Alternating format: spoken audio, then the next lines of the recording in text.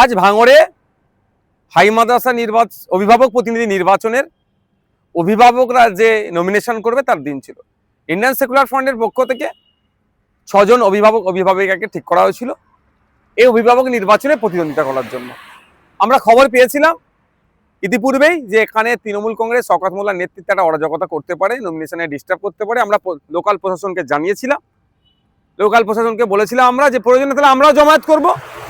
ভাঙড়ের জমায়েতের দিকে তো আইএসএফ পিছিয়ে নেই, তখন প্রশাসনের পক্ষ থেকে জানানো হয়েছিল কেউ জমায়েত করতে পারবে না, সবাই শান্তিপূর্ণভাবে এসে জমায়েত, যার অভিভাবকরা তার প্রস্তাবকদেরকে নিয়ে এসে নমিনেশন করাবে। প্রশাসনের কথা মতো আমরা কেউ জমায়েত করিনি। আমাদের পার্টির আলোচনার ভিত্তিতে যে কেউ আর কারো আসার প্রয়োজন নেই, যে 6টা প্রার্থী আর তার প্রস্তাবক নিয়ে 18-20 জন যেটা আছে সেটাই থাকবে। আমরা কি দেখলাম, প্রশাসন যে কথা ডিরেক্ট বলেছিলেন আমাদের জন্য, সেটা হয়তো বিরোধীদের জন্য সে কথা তারা রাখতে পারলেন না। তৃণমূল কংগ্রেস বেশ কিছু জায়গায় জমায়েত করেছিল, বাইরে থেকে লোক নিয়ে এসছে, ক্যানিং পূর্ব থেকে জীবনতলা থেকেও লোক নিয়ে এসেছিল, শওকত মোল্লা সাহেব নিয়ে এসে এখানে উত্তপ্ত করার চেষ্টা করছিল সকাল থেকে। আমাদের যখন যারা অভিভাবকরা তাদের আপনার প্রার্থী প্রস্তাবকদেরকে নিয়ে থানার ওখানে পৌঁছাই, মানে একটা পয়েন্ট করা ছিল, ওখান থেকে আমরা একসাথে গিয়ে আমাদের মাদ্রাসায় গিয়ে নমিনেশন দেবে। আমরা ভিডিও দেখতে পেলাম, আমাদের কাছে ফুটেজও আছে, থানার মধ্যে থেকে তৃণমূল কংগ্রেসের আহসান মোল্লার নেতৃত্বে, যে আহসান মোল্লা শওকত মোল্লার ঘনিষ্ঠ, তাদেরকে টেনে বার করে নিয়ে যে মারধর করার পরে প্রশাসন সবাইকে যাদের আক্রান্ত হয়েছে, যারা থানার মধ্যে ছিল, থানার কম্পাউন্ডের মধ্যে ছিল, তাদেরকে বার করে দিল, মারধর করেছে, মহিলারাও বাদ যায়নি। প্রশাসন বললেন যে কাউকে জামায়াত করতে দেব না, নিশ্চিন্তে থাকো। প্রশাসনের কথায় আমরা কোনো জমায়েত করলাম না, উল্টে আমাদের কর্মীরা, আমাদের অভিভাবকরা আক্রান্ত হলো। আমরা এই বিষয়টা ছাড়বো না, থানার ওখানে হচ্ছে, থানার কম্পাউন্ডের মধ্যে, যে থানার সামনে হচ্ছে, থানার সিসিটিভি আছে, সেই সমস্ত নিয়ে এটার শেষ দেখে আমরা ছাড়বো, 1 নম্বর কথা।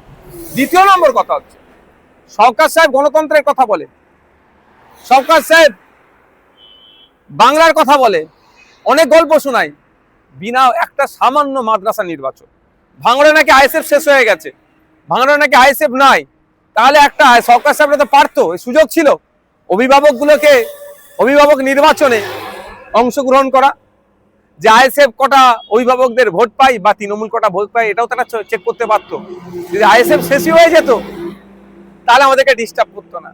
আমাদের কর্মীরা আঘাত পেয়েছে, আমাদের কর্মীরা হসপিটালাইজ আছে, ট্রিটমেন্ট করতে নিয়ে গেছে ব্যাপকভাবে, যেমন মহিলারাও আমাদের বাদ যায় না, কিন্তু এর জবাব আমরা দেবো, এটা আমরা ছাড়বো না গণতান্ত্রিক প্রক্রিয়াতে। আমরা প্রশাসন আজকে যে আচরণ করেছে, তাহলে আগামী দিনে প্রশাসনের কতটা ভরসা সাধারণ মানুষ করবে, প্রশ্ন থেকে যাচ্ছে।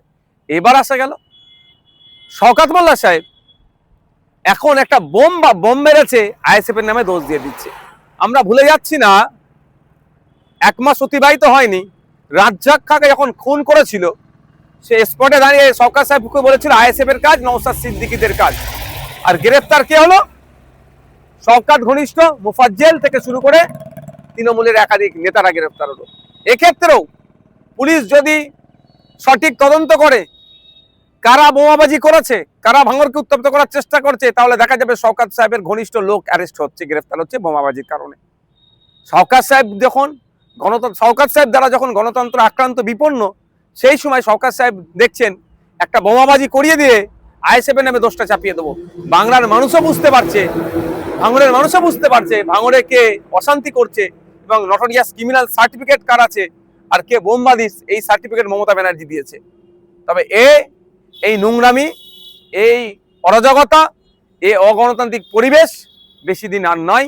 এটা শুধু ভাঙড় থেকে নয়, বাংলা থেকে আমরা নির্মূল করব।